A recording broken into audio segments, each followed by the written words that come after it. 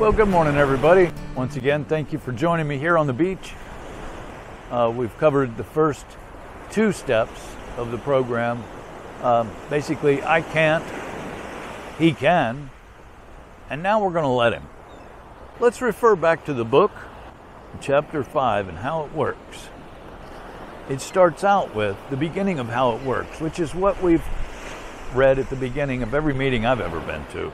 Rarely have we seen a person fail who's thoroughly followed our path. And it goes on to explain the steps and, list the steps. But when you finish that up, remember there's the ABC at the very end.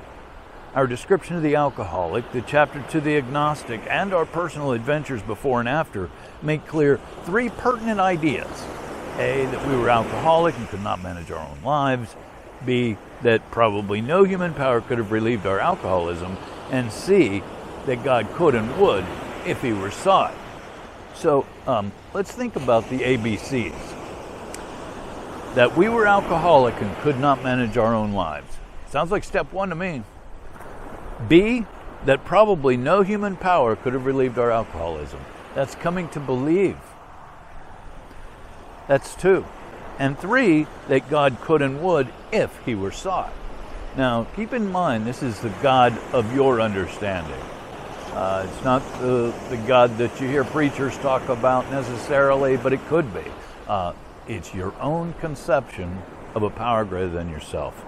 So immediately after C, that God could and would if he were sought, it says, being convinced, we were at step 3. Which is that we decided to turn our will and our life over to the care of God as we understood him. Just what do we mean by that, and just what do we do? Those are good questions. What do you mean by that? What do I do? Well, the first requirement is that we be convinced that any life run on self-will can hardly be a success. On that basis, we're almost always in collision with something or somebody. Does that sound familiar? Heck yeah. Most people try to live by self-propulsion. Each person's like an actor who wants to run the show.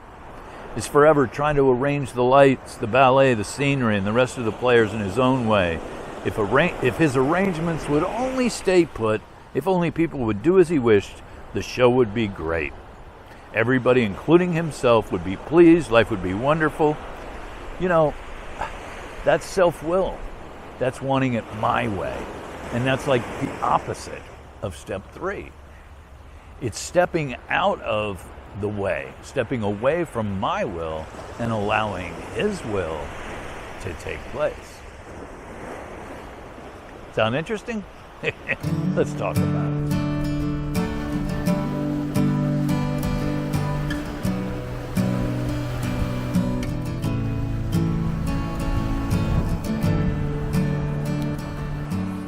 So we're now at step 3. We made a decision to turn our will and our lives over to the care of God as we understood him. It's important to note that the word God shows up in the 12 steps only twice. And immediately after, it says, as we understood him. So we're still at our own conception of a power greater than ourselves. Taking step 3 means that I have made a decision. You know, some of you, I'm sure, have heard this. If 3 frogs are sitting on a log and one decides to jump off, how many frogs are left? You want to say 2, right? But that's not true. All he's done is made a decision. He hasn't actually jumped off the log. He only made the decision. So there's action that's required along with this step. Just because I've made the decision to turn my will and life over to God doesn't mean that I've done it yet. So there is action that's required behind this step. And that action, turns out for this alcoholic, is every single day. And sometimes several times a day. You see, turning my will over to God, it's easy. Kind of like Mark Twain with quitting smoking. He said it was the easiest thing he's ever done. He's done it hundreds of times. So this is very similar to that, in that I have to maintain that decision that I've made in step 3. I decide every single day to turn my will and my life over to a power greater than myself, which I choose to call God. I may have a good example for you of a simple form of taking step 3. And it was the very first time that I actually took action on that decision that I had made about turning my will and my life over to the care of God. Now keep in mind, this is still a power greater than myself that I don't have much understanding of yet. My very first time attempting to take step 3, or to act on that decision, I was at a traffic light and I was late for an appointment. I was supposed to meet somebody in the parking lot at a marina, and I was sitting at the red light, and it was time for me to be there, waiting for this light to turn green. And I started to just like freak out, you know. It was something that I wanted to change the circumstances, but I couldn't. I had no power over this traffic light. And I thought of my sponsor's voice saying, turn it over to God. And so that's what I did. I said a quick prayer. I said, God, this is your traffic light, not mine. I'm giving it to you. Now, when I did that, I can't say that I immediately felt, peace run over me or anything like that. But I was no longer in charge of the traffic light. It wasn't my responsibility to make it turn green in time.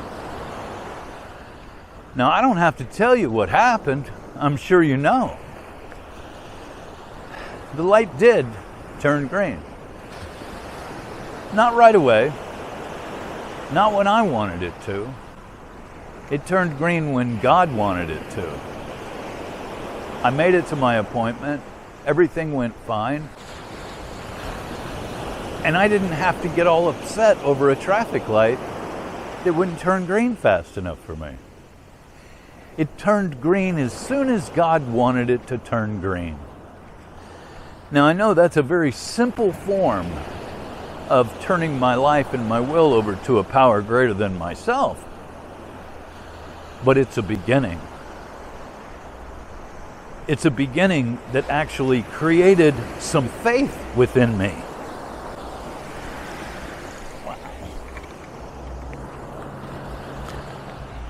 Finding some pretty cool shells out here. The fact that it turned green in time for me to make my appointment, that was a faith builder. It was an experience that made me realize that step 3 has some value to it. Trying to control things that I have no control over, that's frustrating. That's very frustrating. But to find out that if it's something that I can't control, hell, I'm better off giving it to God, right? I can't control it anyway. Here, God, take this. I'm tired of being upset over it. Now I don't have to experience that uncomfortable feeling, that frustration of not being able to control anything that I can't control. It goes to God.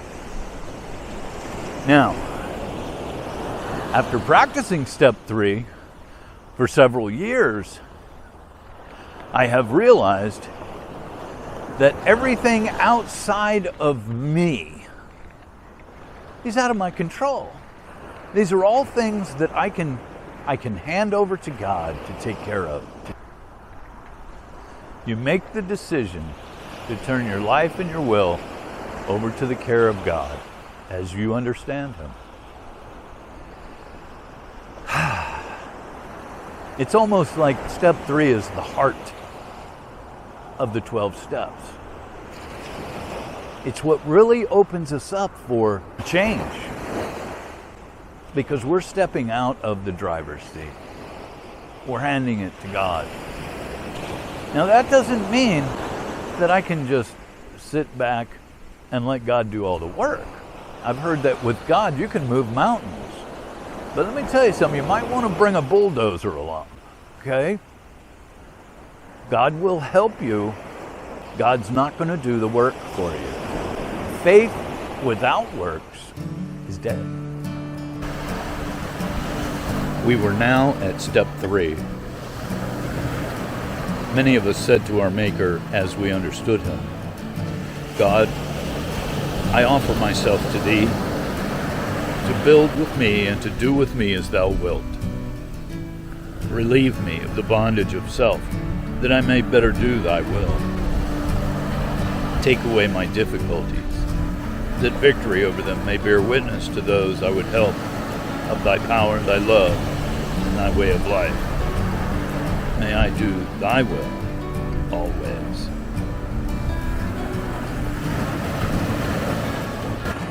So if you've never taken step 3, or if you're new to step 3, you can start with anything that's out of your control.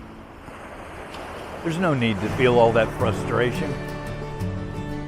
Give it to God. The more you practice this, the more you'll realize that pretty much everything outside of you belongs to God. And you don't have to be upset over it. And as you progress in the steps, you can keep coming back to this step and giving it back to Him. Turn it over. Turn it over to a power greater than yourself that can solve your problem.